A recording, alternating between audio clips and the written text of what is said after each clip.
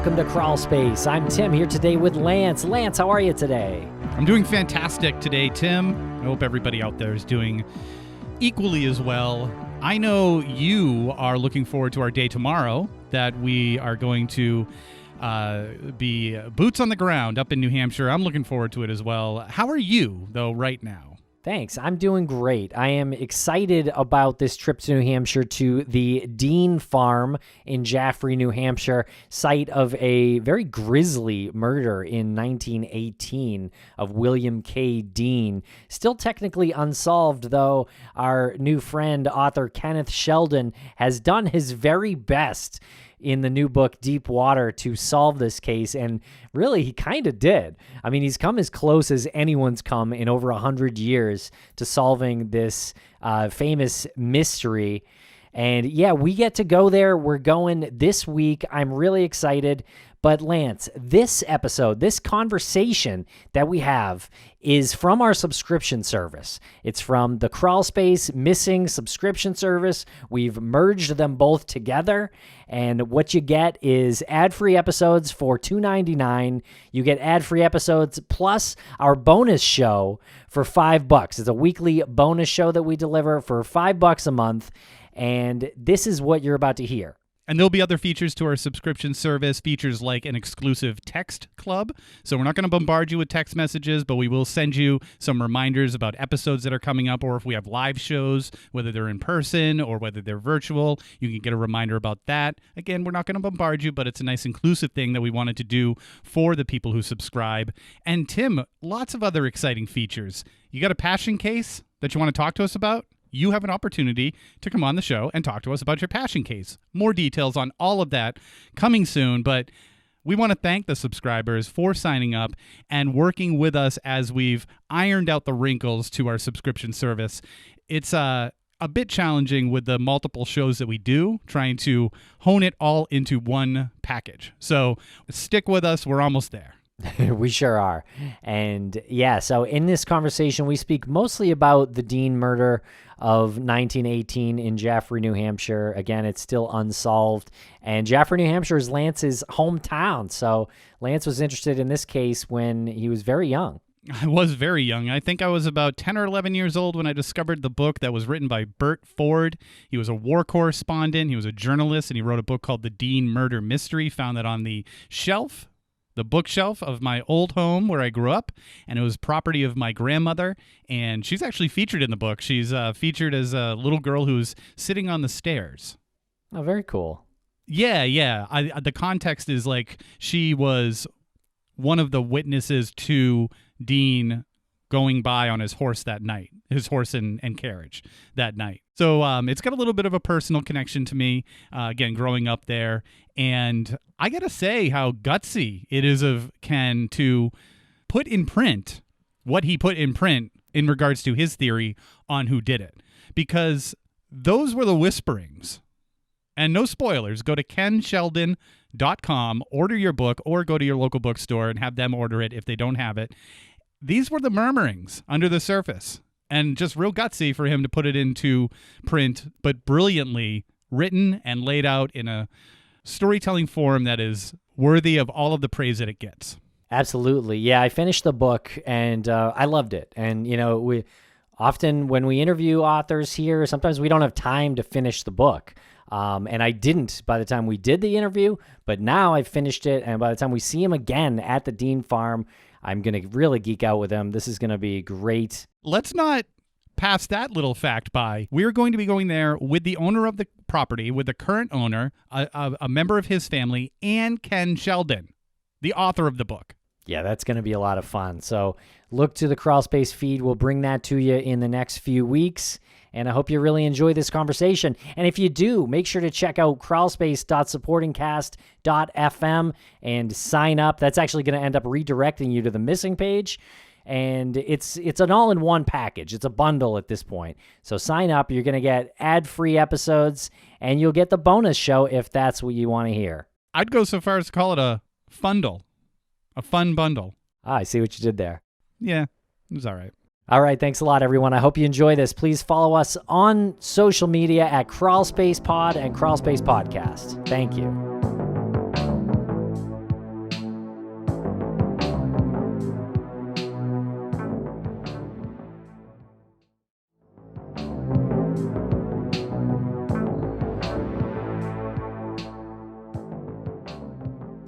Now, today on the Crawlspace feed, Lance, there was an episode that was released about the Dean murder of 1918 in Jaffrey, New Hampshire, a murder that you've been following since you were a wee lad. Wee lad. In the town of Jaffrey, New Hampshire. Ken Sheldon is our guest in this episode, and he wrote a new book called Deep Water that is about the Dean murder, and it takes in all of the reporting, the FBI documents, the books afterwards, and things like that. Takes in all of the reporting in the past and puts it chronological, so you can read it like a true murder like the true murder mystery that it is. For the first time ever. And I am fascinated by this case, and I think the book is outstanding.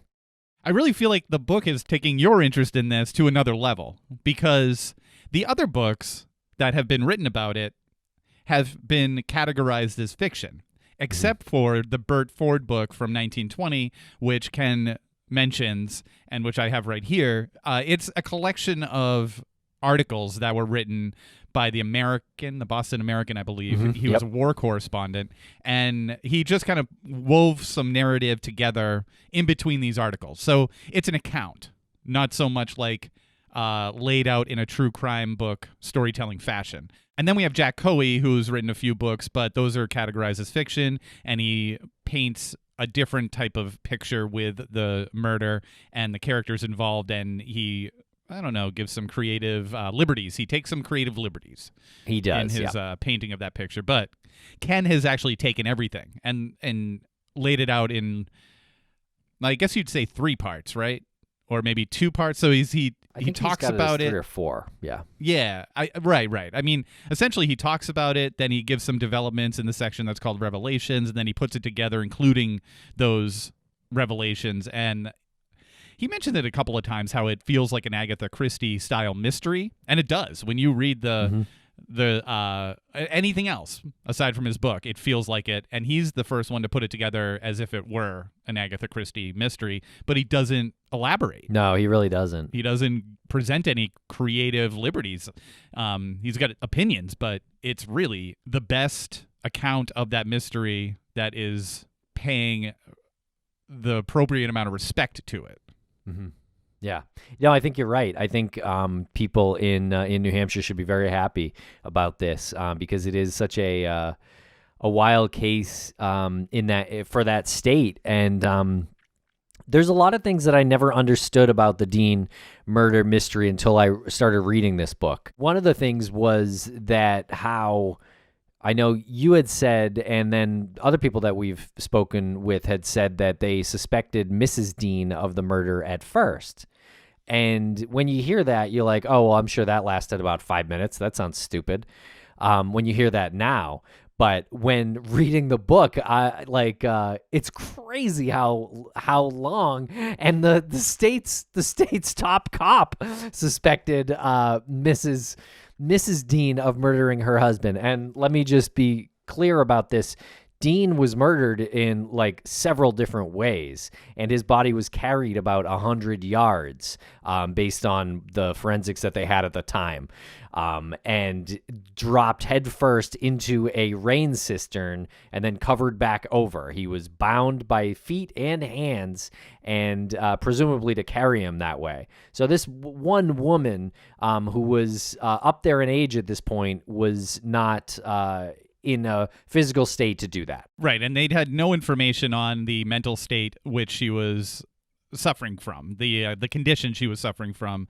They called it softening of the brain back in the day. She had Alzheimer's. They used it against her. Right. They said because of this, she went into this frenzy. I was shocked. Oscar Young, I believe, or no, maybe it was Picard. I don't know. I think it was Picard. Picard seems like the real sort of villain in the early... Fire Stoker.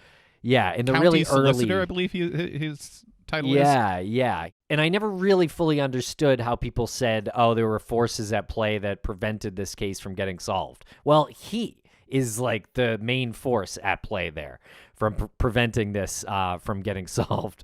So he wrote in a letter to the dean's nephew, who had stayed there with them often, apparently, and knew them well, he wrote that he thought Mrs. Dean did it, and that her insanity could make her stronger.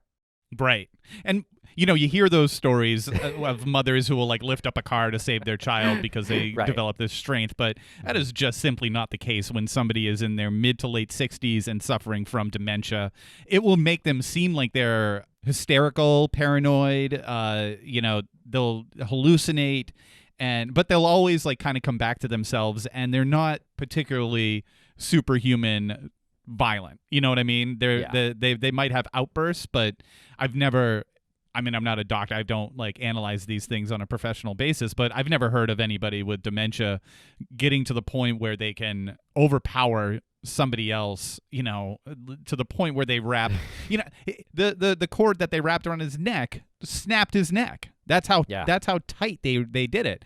And then to carry him, it makes no sense to carry him from that the location to the cistern. That break in sanity would have had to have just gone on, and then she had to have be in the mental state to like deny it for the rest of her life, or for the rest of the investigation. But it is wild. It is absolutely wild that they were on her for so long. And it went for like a year. It went on for like a year. And people in town thought it too. Yeah, they definitely spread the word. I find it very suspicious. Anyone who pushed that, and I think you can kind of reverse engineer a little bit of the case by looking at who, pushed it so hard. Charles Rich being one of those people, and Picard pushed it just sort of inexplicably without any science behind it. The way Mrs. Dean was treated was horribly, and she passed away about a year after Dr. Dean died, and she was sent to a sanitarium a week later. She was sent to a mental institution for insanity a week after her husband walks out the door and is murdered and never comes back. This poor woman's life changed in the blink of an eye, and ruined. It had absolutely nothing to do with her. And the terror that she must have felt that night, the dread and the terror as she waited for her husband. Yeah, no, it plays out like a horror movie. And then even to the part where she's taken in a car and they don't even tell her where she's going. Yeah. They take her away in a car. They didn't even tell her that her husband's dead. They didn't let her attend the funeral. Couldn't believe that. Yeah, now you see like how that really divided the town, because before it was like, a division of religious beliefs and political beliefs, but they just perpetrated that lie. And Ken said it in the interview that, the townsfolk, they were afraid. And that's why no one talked about it then, and that's why no one talks about it now. For the most part, they do, but, it's 102 years later, 103 years later going on. So the wounds, I guess, aren't as raw, but they all knew. They all knew that it wasn't Mrs. Dean, and they all let her get driven away. They all let it happen. And Ken says something really eye-opening, at least for me, when he talks about the grand jury testimony that was used not to clarify, but to obfuscate. Obfuscate. That's how you say it, right? Obfuscate, yeah. Mm-hmm. Yeah. So the grand jury testimony was just done as a way to come to the predetermined conclusion that Dean was murdered by persons unknown, which is absolutely ridiculous. And the town had to sit there and say, we just let Mrs. Dean go through that and get driven away. She dies. She was in a sanitarium, and they all knew that that wasn't her. So they all had to live with that. Ridiculous, the way that the grand jury came about, too. Reading more about that and really fully understanding how Picard finally pushed for a grand jury when he felt that it was to basically try to exonerate Charles Rich. I thought, and because and you can look at the conclusion of the grand jury. It's basically nothing. You learn nothing out of that grand jury. Now, I also have to say about Mrs. Dean, like, I don't know what else to do with her. Like Frederick Dean was the brother of Mr. Dean, and then it was sort of his responsibility to figure out what to do with her, essentially. She is an older woman with dementia, and I don't know what their relationship was. So it's not like I have a better solution. Like, is he going to move to Jaffrey and care for her? I don't know. Well, he could have taken her in to anywhere. I think he was from New York.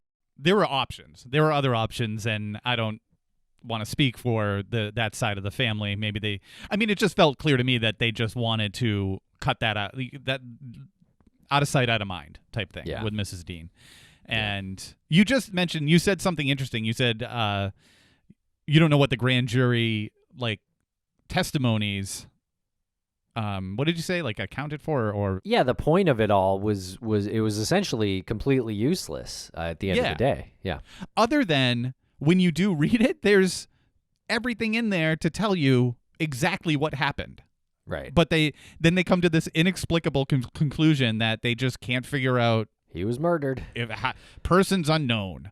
Dean had a checklist of reasons why he was going to be murdered pretty much 2 days before he was murdered. And then it's like the OJ blood trail. You have Charles Rich with the black eye. You have the car driving through town. You have the lights on everything led to what he was saying. Told his neighbor to contact the Bureau of Investigations because he was too good of a man to have Caulfield on his property. Everything led up to that. And then out of the blue, Mrs. Dean goes into a frenzy and kills him. Right. I'm about halfway through the book. So I'm interested in getting to the end and really having a conclusion in my own mind about what happened, because it's not fully drawn yet. I also felt like in the book it seemed like when the Caulfields testified, I could kind of see how you wouldn't they didn't admit that they were German spies, or in fact just the opposite. They vehemently denied it. And in reading the words, I kind of believed it. So if you were a juror who believed that, and you believe Mrs. Dean didn't do it, then you're really kind of left with nothing. Who the hell did do it then? Other than Charles Rich, there's some suspicion there, but even him, if you thought it was him, it couldn't have been just him alone. And there was still no motive known. Yeah. And not to confuse. Yeah. Oh, go ahead. Well, I was going to say the Mrs. Morrison thing that Dean told her that he had some information for federal agents and to go summon them to come back so he can talk to them. And Dean, this is ridiculous, but Dean told her that this isn't information for a woman or something like that. Yeah. Unbelievable. It's too serious for a woman to know. Yeah, come on, Dean. Come on. But what is it? What is it, 1906? Come on. Yeah. I mean, I really wish he told her something for more than one reason there. Yeah. I have information that's too important for a woman to know. This is ridiculous. Or too dangerous for a woman to know or something. I'm sure she could have handled it. I'm sure she could have handled it. But yeah, I mean, that it must have been interesting. I wish I knew what that was, because I do feel like at this point, not knowing what that was, I don't really have a full picture of the Dean murder. Yeah. I mean, there was other accounts of people witnessing lights that were coming off of Mount Monadnock. There were agents in the town prior to him being murdered and saying that to Morrison, Mrs. Morrison. Yeah, but they found no evidence. They found no evidence. Yeah, but also we know how things work sometimes, and investigators will sometimes just work on it enough to confirm their own beliefs, and then they'll just move on and brush it off after that. So there could have been lights there. I'm not saying that there wasn't. I'm just saying that the agents never found any evidence of it. Yeah. Yep. But there was a reason why they were there. Yeah, it's interesting. I'm not fully fleshed out in my head. And nor should you be, because I mean, there's so many fascinating elements to it that some are coincidental, some aren't. And with the time that has elapsed since, I mean, what's been elaborated and what's been, documented as fact. I think that's why his book is so good. It's because everything that he quotes comes from documents from that time period. So he doesn't quote something and then add a little color for himself. Everything is documented pretty much verbatim from documents then. The only part that I've gotten to so far, when he gets up to the present in chronological order essentially, I think it's part 1 or part 2. It's early in the book, like 100 pages in or something. He gets it to the present, and then he writes that that Mark Bean died. Yeah. Mark Bean. I either didn't know or forgot. I think maybe you told me a while ago. Yeah, I think my family texted you. I think my sister texted me, but I had forgot. Yeah, I also it has been a couple of years since he died, and it was really sudden because he was young. He died on a jog, apparently. Oh God, that's terrifying to me. Yeah, he was like in his 60s, I think. But yeah, must have been quick. But he had been on the show. He was our connection to the Dean murder group at the Jaffrey Historical Society. So he is who we corresponded with when we went there. And we really invite you to check out these episodes. We released 2 of our old ones just recently on the main feed, and you can scroll back early days of Crawlspace 2017, I think, for the rest. It's a really interesting story. I know it's a little bit history based, and sometimes that can get a little long in the tooth. But I hope other people are as interested in this as we are, and that might not be possible. But I do hope that people are interested in this case. Yeah, it really is a slice of, I guess, the darker side of Americana. Well, can I make some comparisons real quick? Please. Okay, because I do find a lot of modern similarities to other cases or things that we've done, like our journey. This is how my brain works, I guess. Sure. But DeCurler is clearly Renner. I could see that. Stirring the pot. The police hate him. The family doesn't want him a part of it anymore, but he's still there. He's still in town, determined to get answers, and he's found some incredible evidence.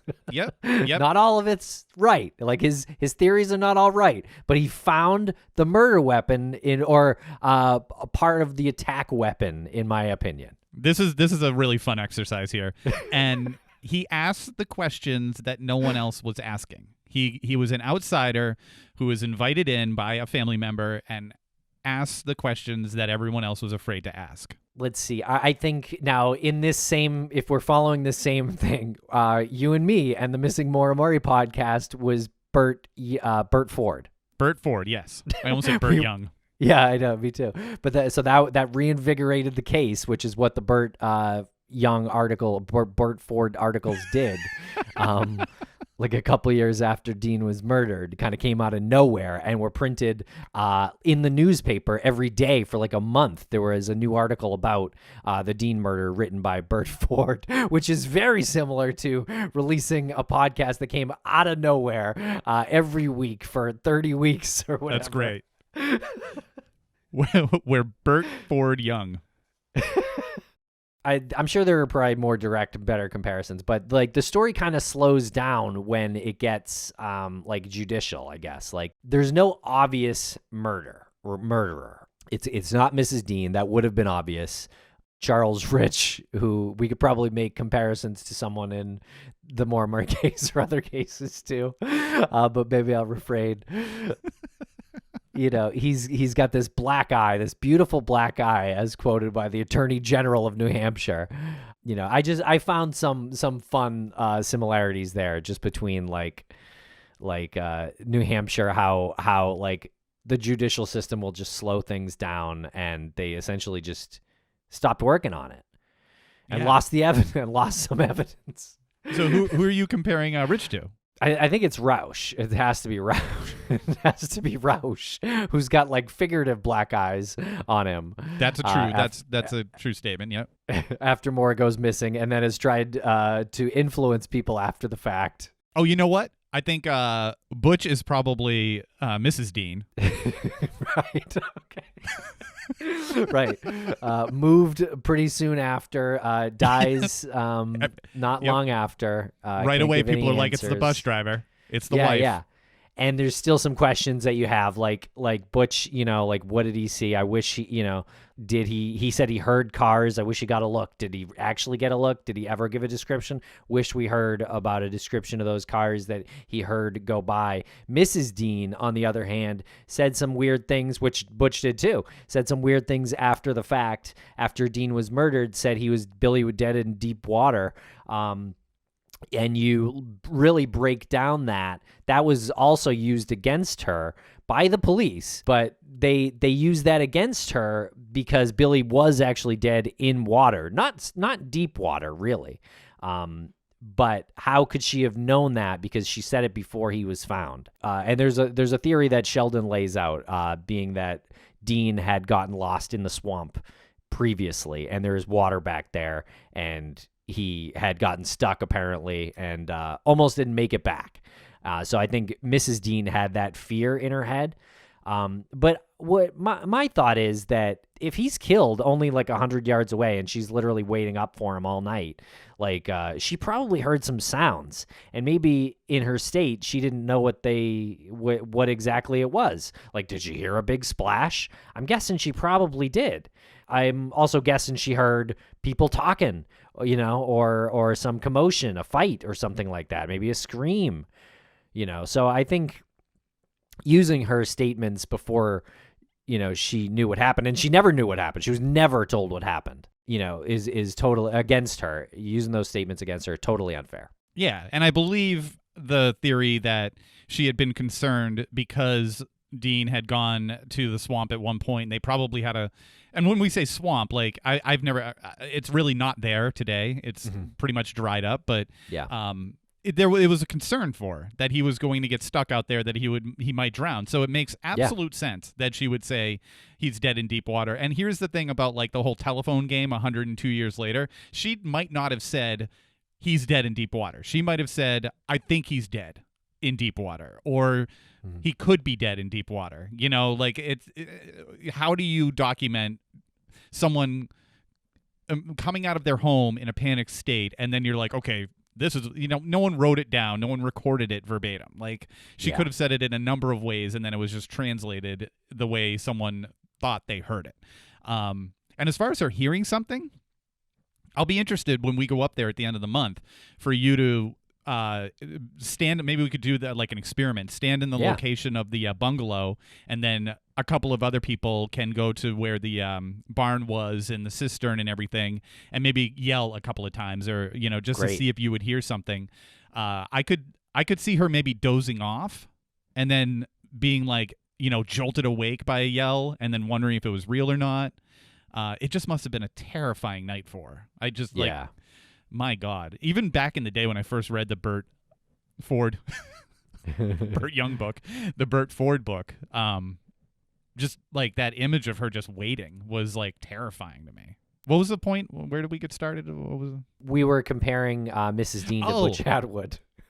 But there are some real similarities you can make. I mean, it's so funny to me that the more even a pandemic. There's a pandemic in the middle of this investigation. Yep. The flu happens, but it's just amazing how like you can draw parallels to today in so much of this story. History just does repeat itself. And Ken said it at the end of the interview. It was like you can just.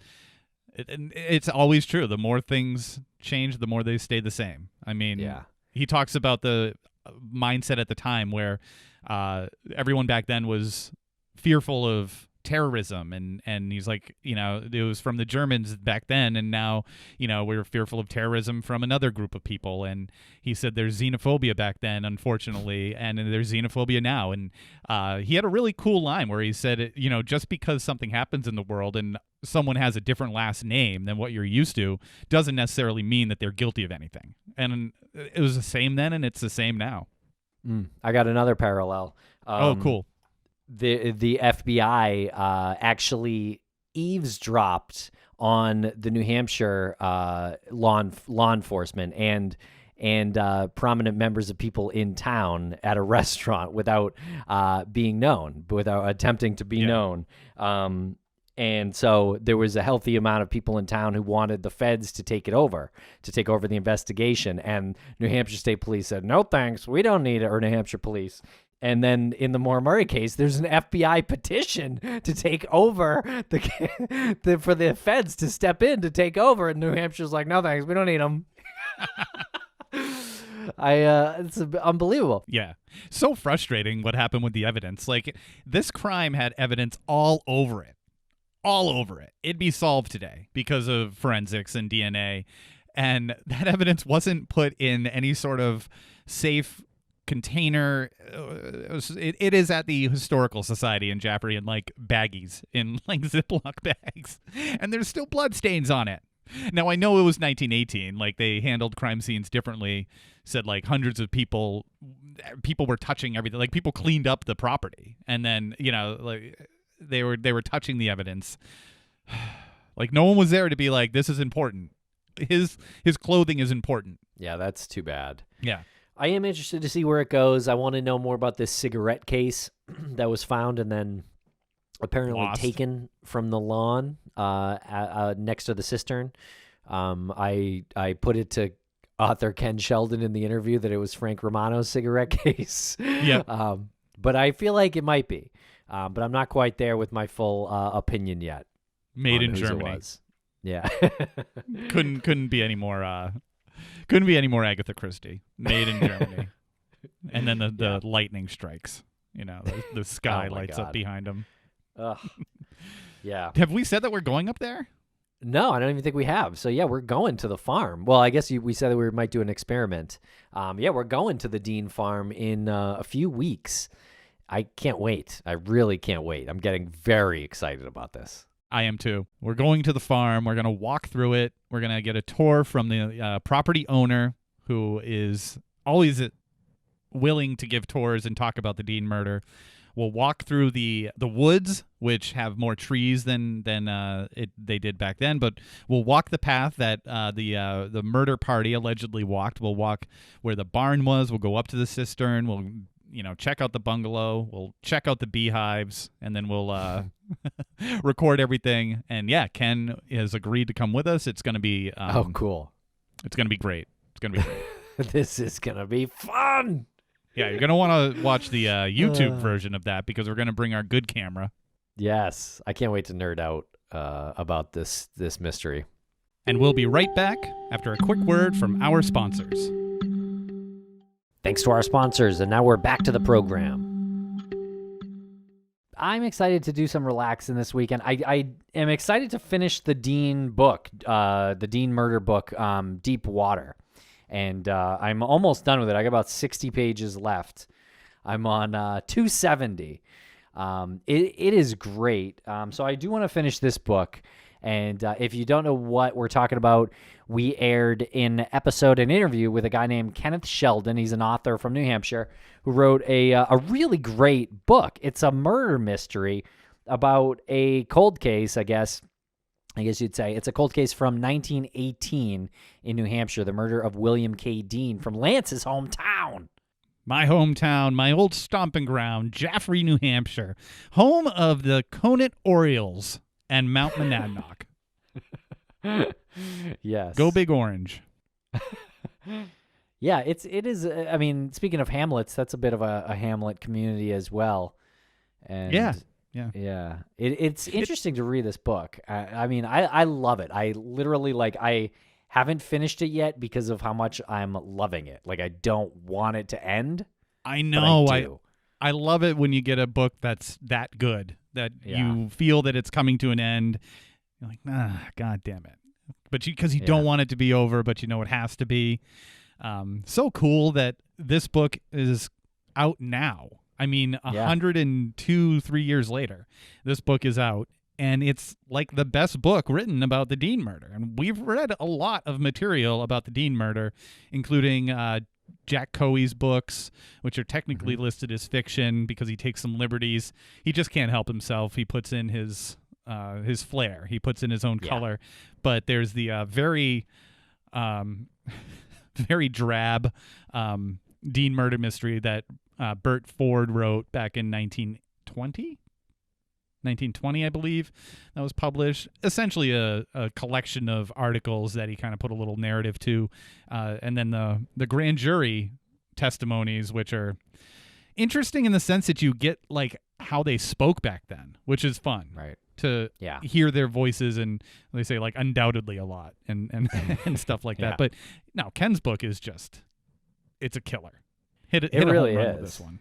Yeah, he really did. And I didn't know what to expect when we first heard about this book. But it really took into account everything that had been done before on this case, which I really love. I love when shows or movies or books or anything like that takes into account everything that's happening or that's happened in the past, and it uses it and tries to build upon it.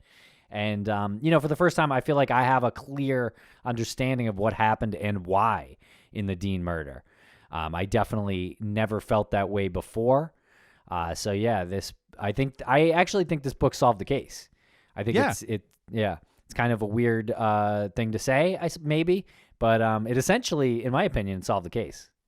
I mean, he kind of puts it together the way an investigation would be put together. He lays it out to you essentially in 3 parts, where here's what happened and what was known at the time. Here's what we found out after, and here's what we're going to do here's how it looks when we put those pieces together. So, I mean, it is riveting, and it is kind of eye-opening and shocking that he's the first person to do something like that. And he also wrote the play that they premiered in Jaffrey, New Hampshire for the 100th anniversary. It was a one-man show. He played Bert Ford, and he did this narration over a multimedia presentation. So there are photos and videos, and he was on stage, and apparently it sold out, and he's going to be doing it again, I think. Yeah. Coming up. Yeah, we should go check it out for sure. I think that would be we should fun throw to see. tomatoes at him. Yeah, and the best news of all about this, Lance, is that we are heading to the Dean farm next week. Next week, we are going to this site, the site where this grisly murder took place, and it's really a farm. And from what I understand, there's kind of a lot of property there, and I really am excited about walking the grounds and kind of getting a feel for what happened that night. And I believe people know that my niece's boyfriend's family owns that property. And they still call it the Dean Farm. It's still Dean Farm Road. There's no barn there anymore like there was in 1918. But you're right. The property is sprawling. It's beautiful. I mean, the views that you get today are beautiful. Back then, there weren't as many trees. And that was one thing that I was surprised about when Ken interviewed with us. He mentions that. The lack of trees there, and how from the property you would be able to see downtown. Like if you had a light on at your property, if there was some activity, it would be visible from downtown. And when you're there, I'm just like curious to hear your thoughts, because you feel like you are so isolated when you're up there now. I mean, you're the area that does not have the trees is huge, but then you just look into it's such a dense forest there. Really? Yeah. Oh, yeah. I can't wait. Oh my gosh. And we can walk the murder route with the owner of the property. So my niece's boyfriend's uncle, I believe, has a ton of information. So he's going to be giving us a sort of tour, not a sort of tour. He's going to be giving us a tour of the property over the little stone wall that they say that they hopped over. So they drove their car up and then went into the woods, went over the stone wall area with the barn up to the cistern. It's going to be great. Oh, and you can check out the bees. I'm excited. Now, in the interview with Kenneth Sheldon, and I do want to move on to some other our missing persons cases. Mike Montillo, we'll be talking about that a little bit too. But I do wanted to get your opinion on what Kenneth said in our interview. He said that whoever murdered William Dean didn't bring a gun. They didn't bring a knife. The things that they used in the murder were all right there at the farm. So that tells you something. Initial reports, the newspaper reports said he drowned, but that's not the case. He was dead before he went into the water. And he then questioned Oscar Young, who I guess read the opening statement in the grand jury, and where Oscar Young suggested it was premeditated. And my question to you is, what do you think? Because I looked back at the video of that point, and I was kind of shaking my head when Kenneth said that, because I I don't know if I completely disagree with him. I feel like I'm somewhere in the middle. Do you think this was a premeditated murder or not? I think what he was talking about makes a lot of sense to me, that Oscar Young was trying to, oh my God, I'm going to screw up this word because I cannot articulate it, obfuscate the case.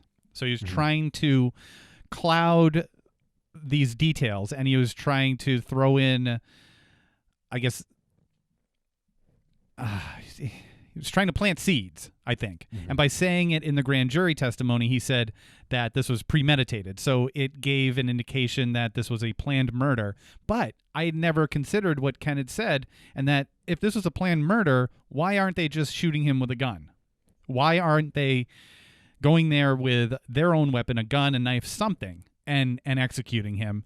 It seemed like Ken was accurate in thinking they were going there to send a message, scare him, and he put up too much of a fight, and really to the point where how do you explain away what, damage he might have done to somebody else? And it probably got out of hand. Well, it definitely got out of hand, and they ended up murdering him using things that were on the property. Right. That definitely happened. But why go there in the middle of the night if you don't consider that this might get violent? Did they think that could be a possibility? And they're like, well, if that happens, we got a bunch of stuff at the barn. We know what stuff's there and we can use it if we need to. Yeah. I can't really put my mind in, I can't put myself in their place, but they knew that Dean worked on the farm, milked the cows at midnight. Yeah. So they knew that would be a good time to jump him, and they knew that probably Mrs. Dean wasn't going to hear. But if it wasn't a murder, why wouldn't you just go during the day at 3:00 someday? You know what I mean? Like if they weren't planning on murdering him. I know they seem to be planning on roughing him up in some way, or at least scaring him in some way. But at where I am at this point in the book, it seems like there's at least 2 or 3 people there, possibly 4. Again, there seems like there's no moving on from that moment. If you're Mr. Dean and you're scared by these people who snuck in, they snuck around and went through all these things, all these lies to not be seen that evening, to then sneak up on Dean, and how would they have expected life to move on the next day if they didn't kill him? It's a great point. I think maybe a lot of that has to do with the sense of urgency that we'll call them the murder party, had, and that was probably stemming from something that happened that night. So whatever happened with Dean and members of the murder party caused them to act with a sense of urgency and very hasty. So we got to go take care of Dean tonight. We got to put the fear of God in him tonight. And then when they snuck up on Dean just threw his best punch at Charles Rich, I take it, and gave him a big black eye. A beautiful black eye. And some scratches on his face as well. So, yeah, I do feel like if Charles Rich and a couple other people, 2 or 3 other people, were there to scare him, intimidate him late at night, which is already a intimidating thing to do, and Dean just saw them, he probably is thinking they're going to kill me. So he's like, as soon as he sees them, he's like, oh fudge, and oh fudge. and then he just throws a punch, Yeah, he probably put up quite a fight. There's also the matter of the missing lantern, right? Charles Rich claimed that he had loaned Dean a lantern for his ride home, but that lantern, I don't believe, has ever been accounted for. So I'd always pictured that to be used in whatever, fray took place, because he obviously needed a lantern to go out to the barn. It was midnight. So I feel like he was swinging the lantern. I mean, this is just what's happening in my head, that he put up quite a fight, and maybe that lantern had to be disposed of. I don't think it was hidden, though. I think I forget actually at this point in the book what ended up happening. But yeah, there was a couple of confusing parts with the lantern. But whatever it is, the Riches said that they gave Dean one to take home that evening, which there's a lot of debate about whether that happened at all. So I don't know. I don't trust the Riches, that family, and what they said. So anything that they said they did, I think is probably not true, including giving Dean a lantern. Also, Rich's story about how he got kicked by his horse, and that's where he got the beautiful black eye. Yeah. If you just think about like the logistics in that, he said that he was coming up to the horse, right? And did he actually say that he touched the horse and that's what spooked it? He said a few different things. He said he tried to make it seem like he wasn't sure what happened after all of that. He had said that, I believe he had a pipe. There was also a wooden board. But I think he said three different things, as reported in the book, that he was kicked directly in the face by the horse. He was kicked, or the horse kicked a board, which hit his face. And then I think the pipe was the other one that he said the horse kicked the pipe or something. And then it hit his face. I'm sorry. Like, I can't believe his case wasn't solved. I know. I remember thinking when I first read about this that he said it was a glancing blow and it hit the pipe, and the pipe is essentially what hit him in the face and gave him a black eye. I just don't buy that. Like, I don't buy that. First of all, like, a glancing blow from a horse's hoof. That means you're further than arm distance away from the horse. Or else if you get kicked in the face by a horse, your face is coming off. Like, Yeah. I mean, I've never been kicked by a horse, but I can't imagine that your face is going to be so neatly bruised. Like, there were people in town who were making fun of the horse, saying that the horse wouldn't kick anybody, like wouldn't kick anything. That horse was slow moving, and would not be doing that, which I found funny. just like accounts of the horse's personality in the book. right? Poor horse. Yeah, that horse was way laid back. They wouldn't just kick someone for no reason. Yeah, I don't know. It's a really fascinating case, and we're gonna bring some footage to the Crawlspace feed. So look out for that in the next few weeks. That'll And be look really out for fun. glancing blows from horses' hooves. Yes, be careful with that as well.